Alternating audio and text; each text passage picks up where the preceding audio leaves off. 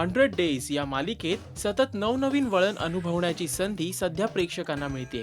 नुकतंच प्रेक्षकांनी अनुभवला ऍक्सिडेंटचा थरार.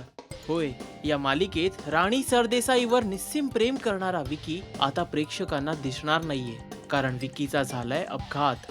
अर्थात हा घातपात आहे हे वेगळं सांगण्याची गरज नाहीये, आणि हे संपूर्ण षडयंत्र राणीनी केलंय हे देखील प्रेक्षकांना कळून चुकलंय. पण राणीनी अपघात का घडवला असेल याचं कारण म्हणजे विकी इन्स्पेक्टर अजय ठाकूरना सांगणार असतो की धनंजयला गायब करण्यात तुझाच हात होता. ज्यावेळी विकी अजय ठाकूरना भेटायला कॉल करून सांगतो की मला धनंजय यांच्या केस बद्दल महत्वाची इन्फॉर्मेशन द्यायची आहे, त्यावेळी राणी यांचा ड्रायव्हर तिवारी त्यांचं बोलणं ऐकतो. तसंच तो त्वरित राणीना इन्फॉर्म करतो. दोघेही हायवेला रवाना होतात.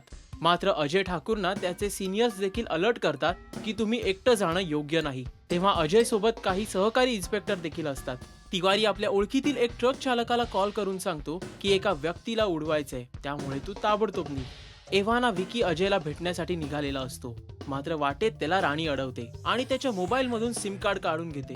विकीला मोबाईल देण्यावाचून पर्याय नसतो, कारण तिवारीने त्याला बंदुकीचा धाक दाखवला असतो. विकी अजयला भेटण्यासाठी रवाना होतो. त्याच सुमारास एका ट्रक मधील ड्रायव्हर खाली उतरतो आणि तिवारी त्याला कोणाला ठार करायचे ते सांगतात आणि तो पुढे निघून जातो.